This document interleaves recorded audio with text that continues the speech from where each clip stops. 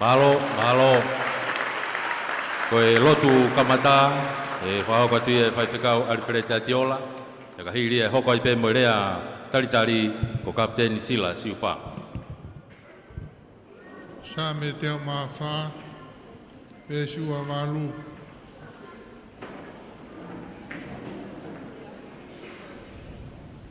O kuke ange nau mea kai u nau tufi, koe mawhola o ni maa, o nau maa kona i helelei. Ono ngea o maa ono himi, o mori tau hiva havese e ua.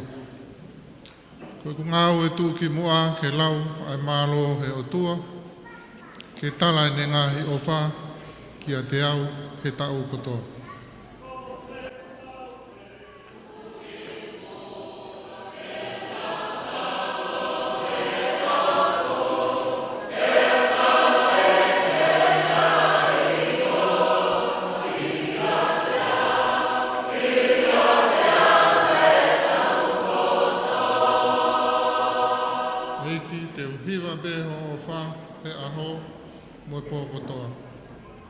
Whai ho whakahiki hiki, taimi, mo i tāniti.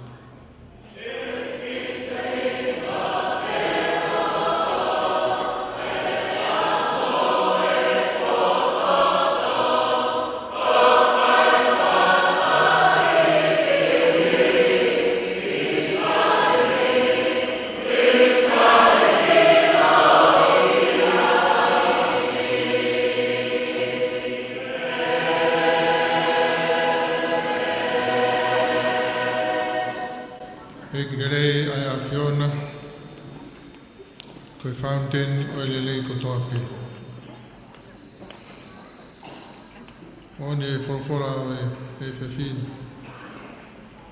Mawhora o ni maa, ia ku mau maa kona i helelei. I ngā helelei ke kehe o e mo ui, o whaata ke mau tufu bia mea, o whawhetai ai eki. Whalau maari e taine princesi Charlotte Mafileo Piloreo Tuit. Kane mea mai he efi a fin ke whakalanglang ai poro kalama koe. Poro kalama koe, fo tu uia e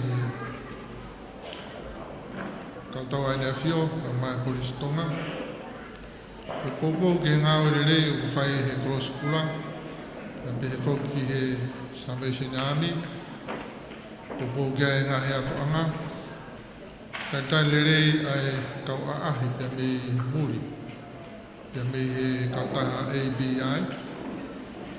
Kau mau fia he whetākinima he porokalama o e whewhina, ko e porokalama whakangei, pia mo whakalangilangi.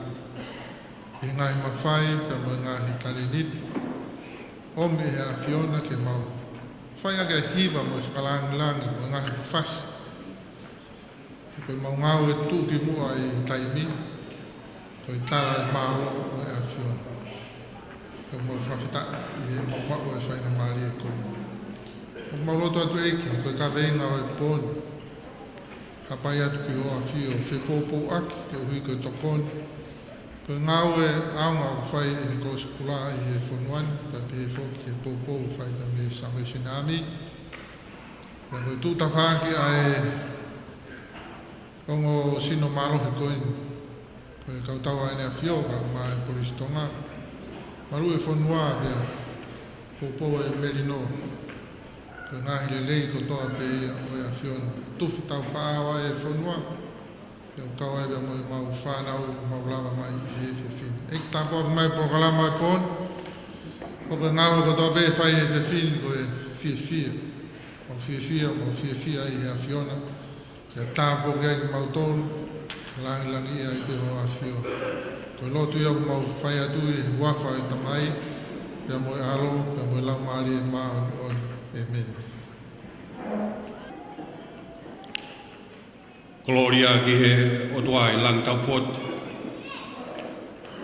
Kau tau kau whataha mo e lotu kamata ai whaifkau ka puriaka koliska tupou. Otua lelei. Ai ne ofa mo ne tauhi pe tau tai maari ai he whiawha koloa koe.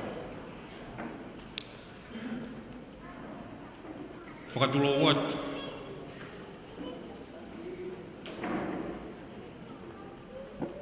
Whakatapu ki he whia o tua maafi o tau lotonga.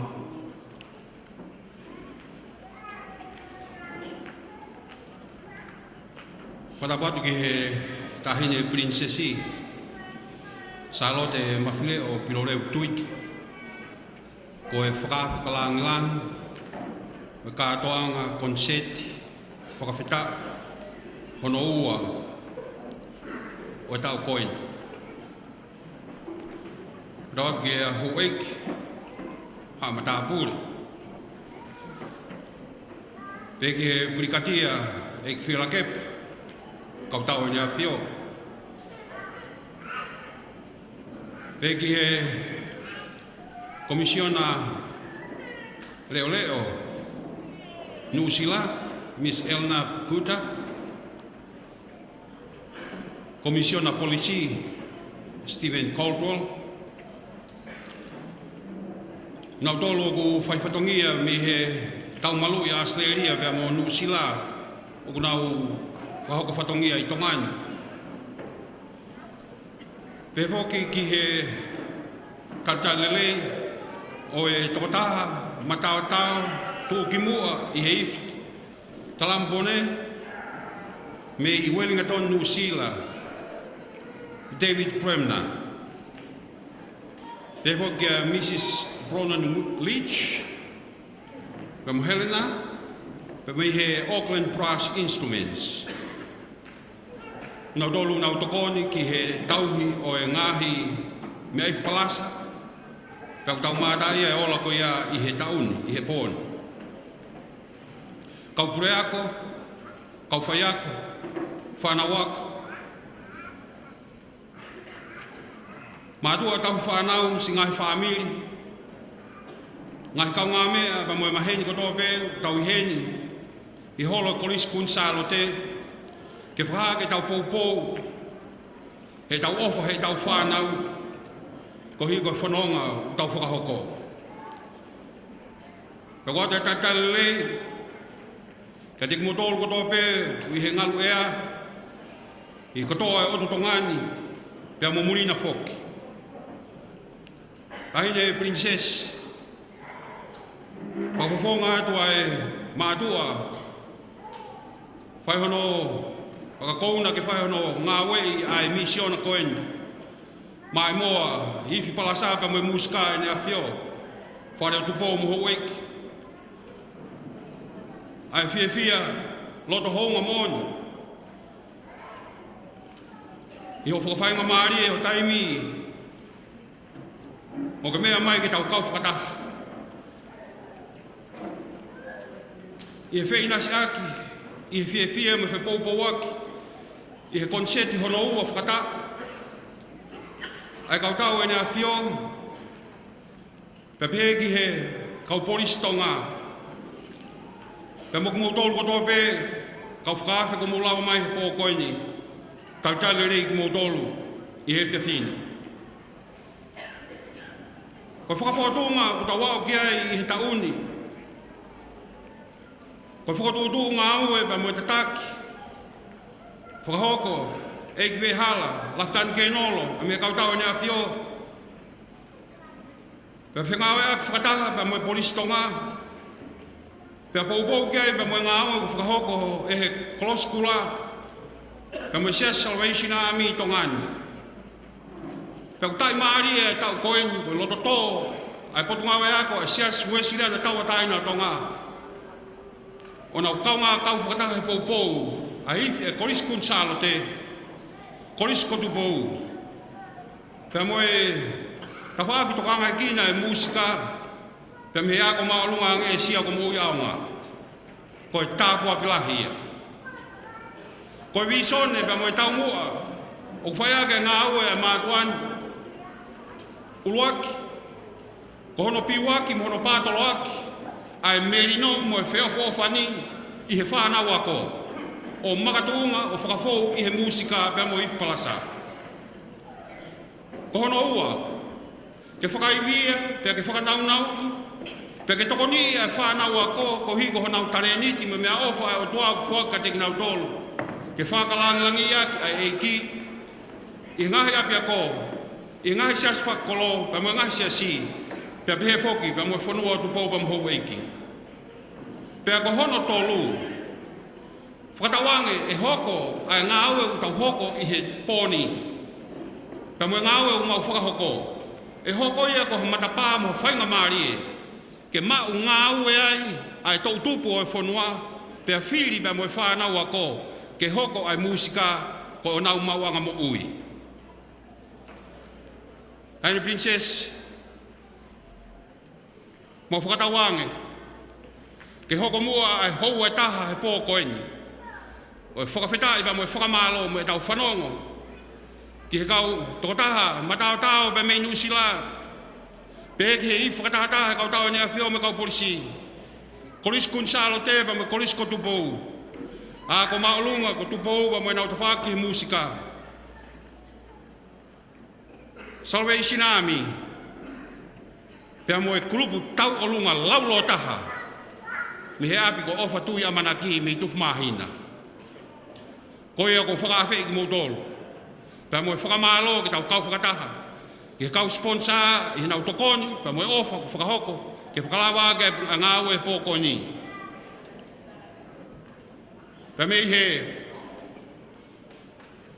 Keitahi Limited. A whakamalo pehe ki he Punsa Stonga Limited. Pea mo e reti o FM walu whitpone ni maa. E hoko ho tokoni he pōni, e mātua ki hoko ia ko tokoni, ki he ngā aue ku whakahoko e he Salvation Army, pia mo e koloskula e tonga, ki he tauhi, a e tau mou ia ka kai tonga, hange ko ia na te mou lawe ai ma tau iloi, i he hoko ata e Cyclone Kita. Ko ia ko ata e talitari, ki a teki mou tolu kotoa, a e whakamalo, me whakawheta, whakatawange, ki hoko a e hefia fini, ko e whiawhi tāpuaki, pe lang ia e ki he tau mo ui. Your Royal Highness, Princess Charlotte Mafileo Pilolep Tuita, Nobles of the Realms, Brigadier Lord Fiela Kepa, Deputy New Zealand High Commissioner Miss Elena Pokuta, Police Commissioner Stephen Caldwell, members of the Australian and New Zealand Army Defence personnel serving in Tonga, our special guest, international trombone soloist Mr. Tevin Pwemba from Wellington, New Zealand, Mrs. Bronwyn Leach and Helena, staff from the Auckland Brass Instruments, schools principals, teachers and students, parents, families and friends who are gathered here tonight to show your support. Welcome. And also our listeners from all over Tonga and abroad for the live broadcasting of this concert. We are delighted to welcome you all to celebrate and to share in the second annual joint concert of His Majesty's Army Forces, the Royal Corps of Musicians and Tonga Police Band. Thank you for coming. This concert being hosted and organized with the leadership of Lord Vehala, in partnership with the Tonga Red Cross, the Salvation Army, and this year we are very much delighted with the support of the Free Wesleyan Church Education Department of allowing three of their schools, Queen Charlotte College, Tupou College, and Tupou Tertiary Institute, to participate this year. Thank you so much. The vision and aim of the working group, first, to promote unity and peace among students through actively involved in music. Secondly, to empower, equip, and engage their gifts and talents through music. And finally, may it be it is our prayers and our support. This is in a window of opportunity for career pathway in music for our students here in Tonga. You are all welcome tonight. We're going to have an exciting and inspiring 1 full hour of musical extravaganza from our guest trombone soloist, combined Tonga Police and Royal Corps of Musicians, Queen Charlotte and Tupou College Band and Tupou Tertiary Musical Departments, the Salvation Army Trampoline, and Tonga Red Cross amazing dancing group. So sit back, relax, and enjoy. I also acknowledge our sponsors, Keitahi Limited, Punches Tonga Limited, and Radio FM 87.5. Your donation tonight will be very much appreciated for the service offered by the Tonga Red Cross and the Salvation Army here in Tonga as we witnessed during Cyclone Kita. I want to say once more on behalf of the organizing committee, welcome. It's a pleasure to see you, so many of you here tonight. Malo au bito, me whakapapa i he whanua mo lotu, rewa he, tua whae ki atu.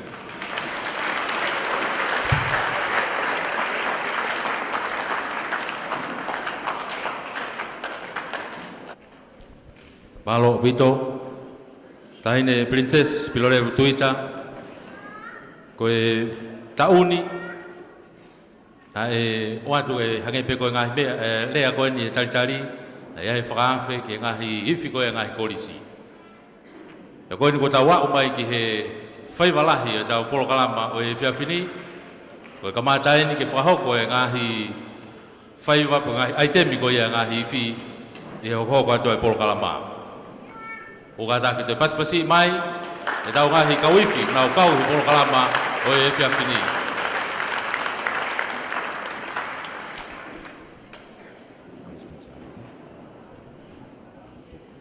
Whamalo e be ki he tau ngahi kau sponsor, Punches Tonga Limited, Keitahi Limited. Koe Keitahi Limited e nu kai nau wharekai koe ni he Morisi City Central. Pea moe ice cream I taka koe ni he tawhaaki o panke ANZ, I hala tau whaahau. Pe whoki ki he FM Walfit Poine ni ba. Whamafola hanga tonu, I tongani, pea mo maman Furipe. To he ni whoki pea mo Paula Moi Moi, e whaita live stream, e ko polo kalama e whiawhini, o kulere live stream ia I YouTube. E Paula Moi, e pesi pe koe a Paula Moi Moi, ka pau ke fie mui mui mai ai, utolu mi tō pureanga. Paula Moi Moi la tu pe I YouTube, pe whoki ki Facebook, e lava pe ke mo mamata, hanga tonu mai, I polo kalama e whiawhini. Tau tatar te whia e kawifi e korisku salo te.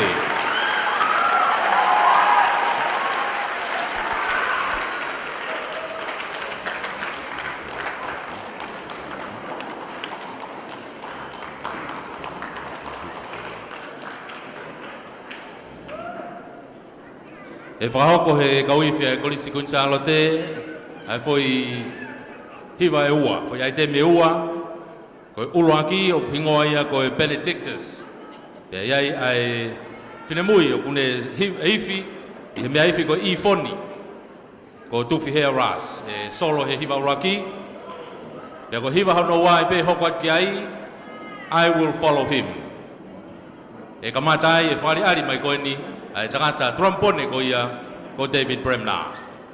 Tataki ai fi ai koliskun salo te whiawhini, e Lincoln Tauwha. O kataki, te pas mai.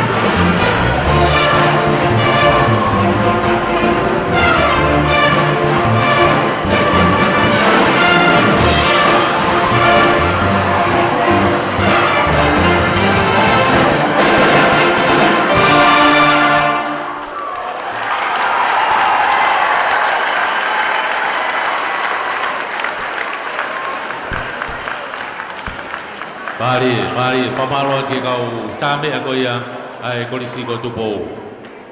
Kenau hiwa ulaki ia. Kita hoka lewa ke nau foi fasi hono wa. Koe kau ifi whakatoa ia.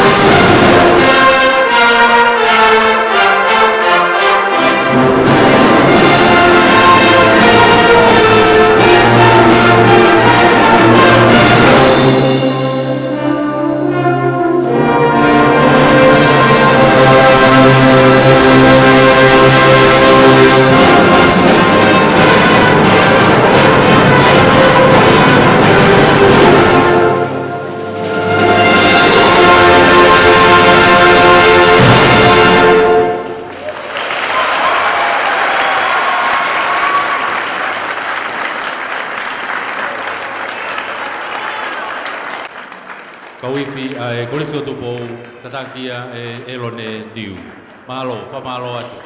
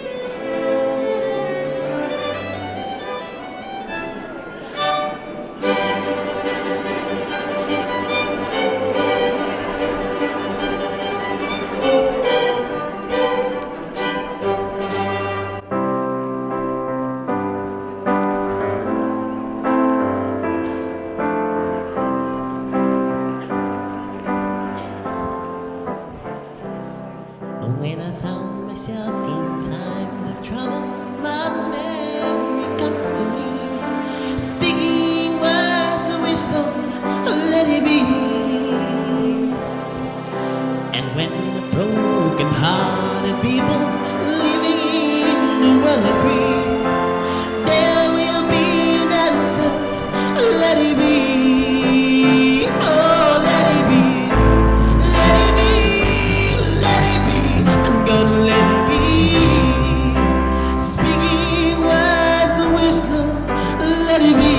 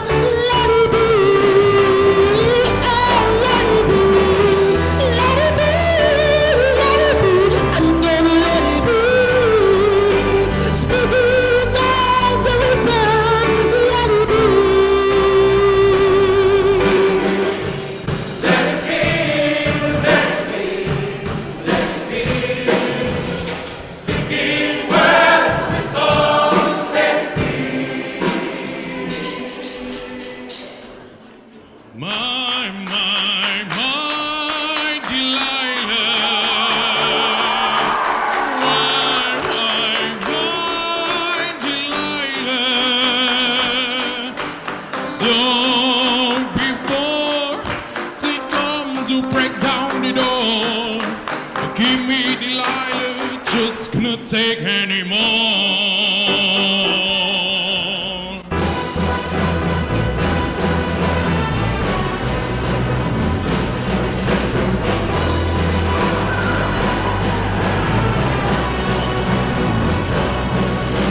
She stood there laughing. I felt the knife in my hand, and she left no more.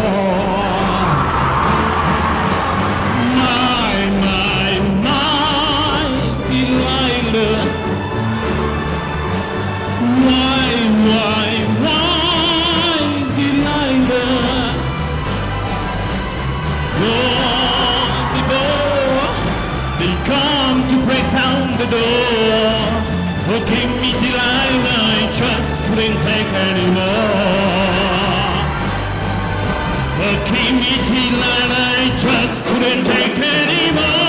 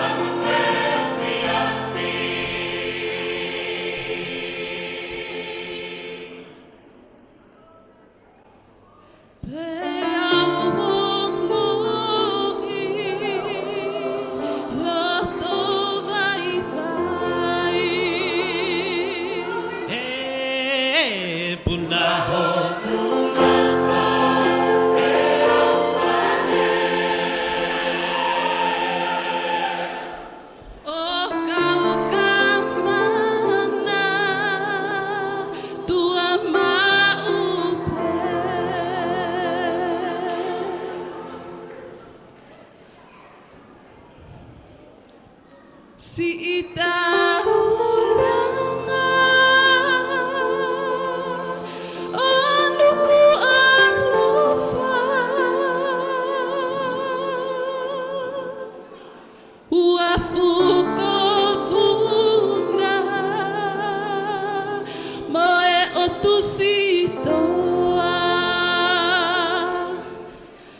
Faleka sapea moema maloa ko auni hei kai teu si inonga e oia we te kewano nai afe si ilu pe to si e to pele he ika i te kega no he mo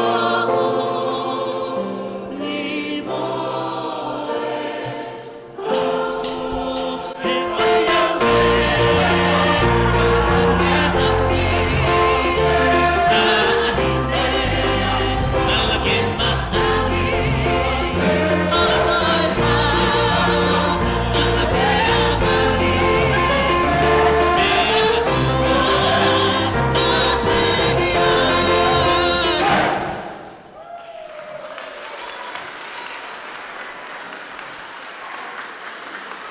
Koe ngo foi hiva e hoko ki ai koe Brazila.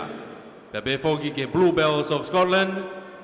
Koe ngo fasi koe ni e solo ai a David Bremner. Tatakia e Warrant Officer Klasi Uraki o Origoni. Tā kei whaka.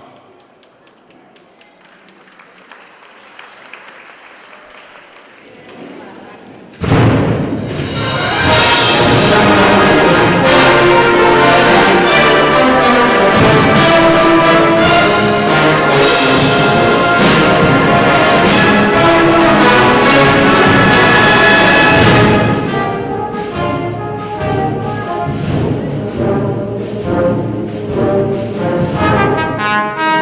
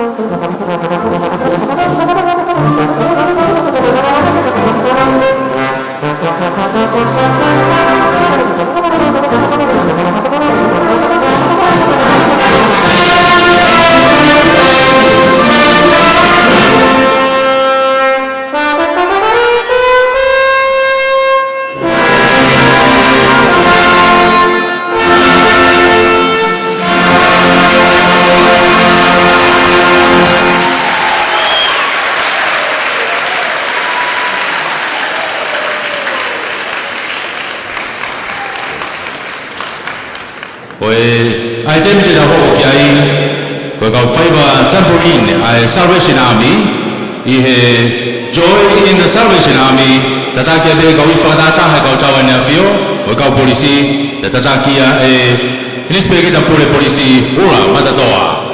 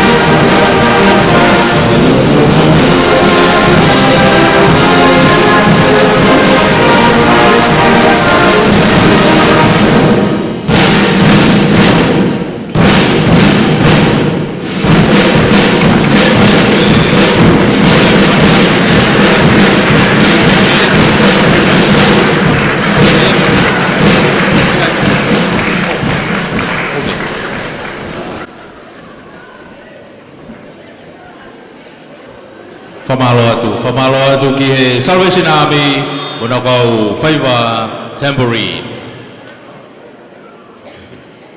Te tau hoko atu ai pe i he o fasi e ua hoko mai. O hiva lalahieni lolo tonga ia e taulahi a mamani. E u whelawe ia, me mo kei malawa ko ia e Britania ke nau hanga o matata ofi. Ai tautou hofi e laula puna ko ia a Samane i tau hoko e tolu. Ko e o hiva, ko term pasta, pe mo Aces High, a ko ifi whatataha. Ai kau tau ane a whio, mo kau ife kau polisi. Tataki ai beia e inspekita pure polisi ula matatoa.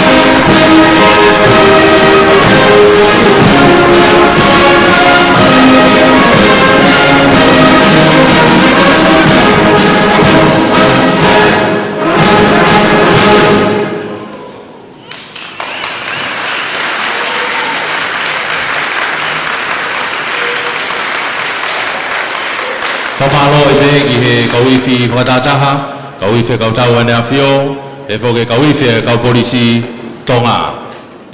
Ko e hoko atu e tau pōkalama e whiawhini, ko e Society Cross Kula tonga, whanau me ofatu ia manaki, pia mo e seta longa. Ko nau tau lunga e whiawhini, langi tua ko e kalapu kolanga, te nau tau lunga e ngofoi hiwa ua, ko e tūkai ai hausei, ko e oiawe ai maire. Ko pas mai karak.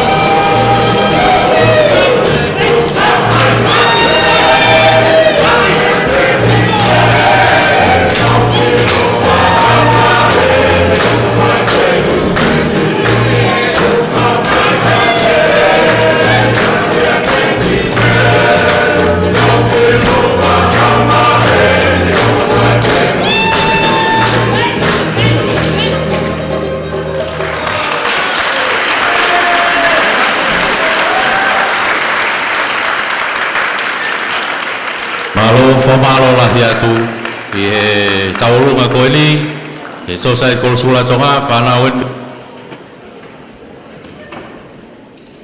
Senta o fatuia manaki be foki e senta alonga ya be foki he kalapolanga o bo mai ki he polkalama i he fiafili whamalola hi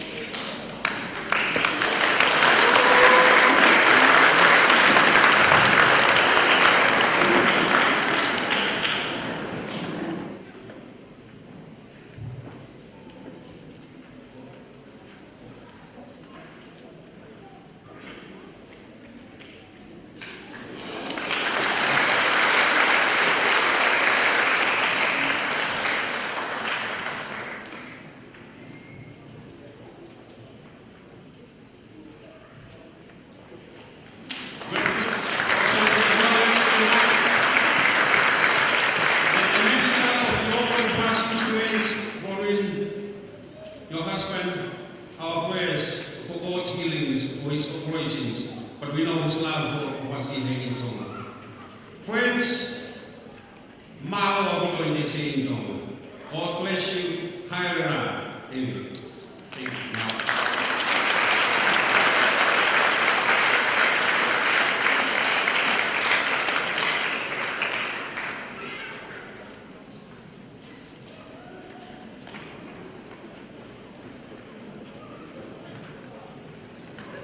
Whamalola hea tu, taine princess, we hoko katope ai konga, whaasua si tau kolokama mai whiawhini, o kāra ki tau te paspasi, tu e taitake le, ai ka uipi i mātangara, ka uipi ka kawa tāpio, ka uipi ka polistonga, ka uipi ka poliston te pou, ka uipi ka poliston tāwa te, pe poki ka uhiwa e titi ai, na wharea i whao si e whiawhini, we tā hai ai hima, i loa, whamama e whamani, tufu mahina mai boia e taine kuini kalaiwaru mataho e ka fini uivia e whanataha tatakia e laftani keno lote ha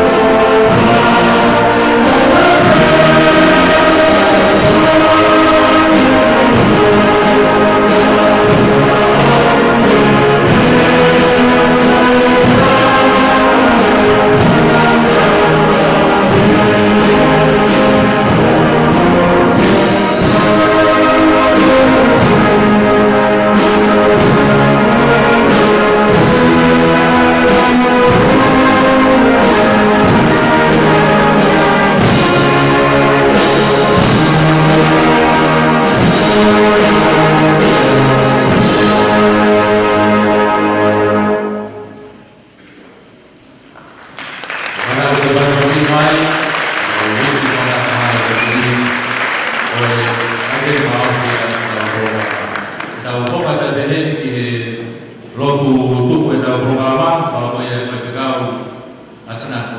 Sa mate, hoka te pehe ki he whaswa whanua, o kakato e programa e whaifuku.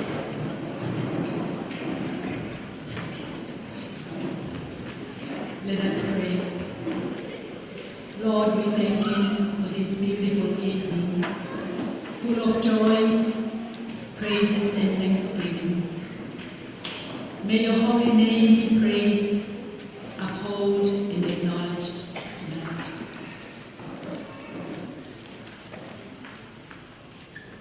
We definitely achieved the spirit and aims of tonight's performance, to promote unity and peace, to empower, no doubt, many would make a life out of this music.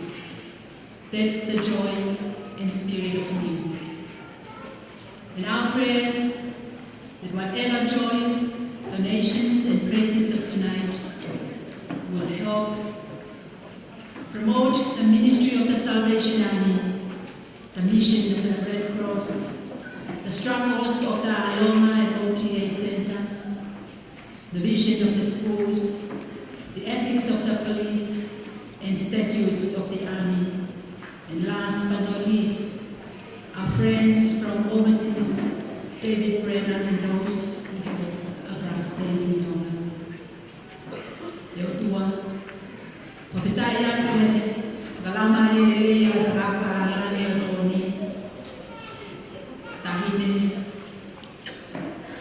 lisensi kusalo kio kilole kuita.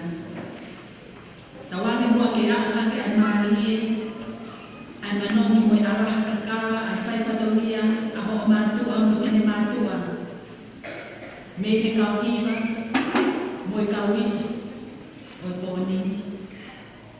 Oe mua lau hamaka, ho fana fatuko hape ki mamdo. Kami ang nawag mo ay mamuwi, umapeon, mamangita rin iti. Parang nangiyan kaya na loto yung mag-find po ni wakapang sis Christ o magpamuwi. Nag-aglesa ay sis Christ. O kato ang mitamay, pero nilang mali mga nun.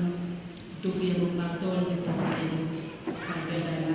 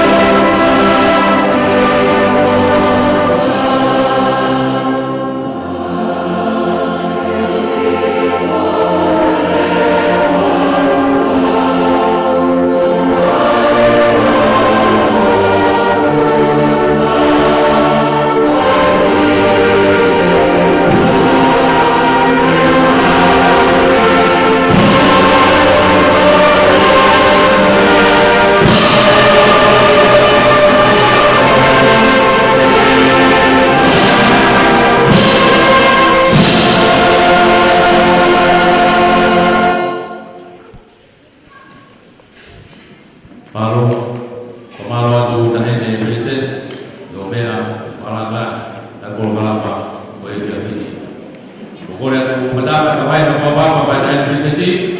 Eto, hip hip.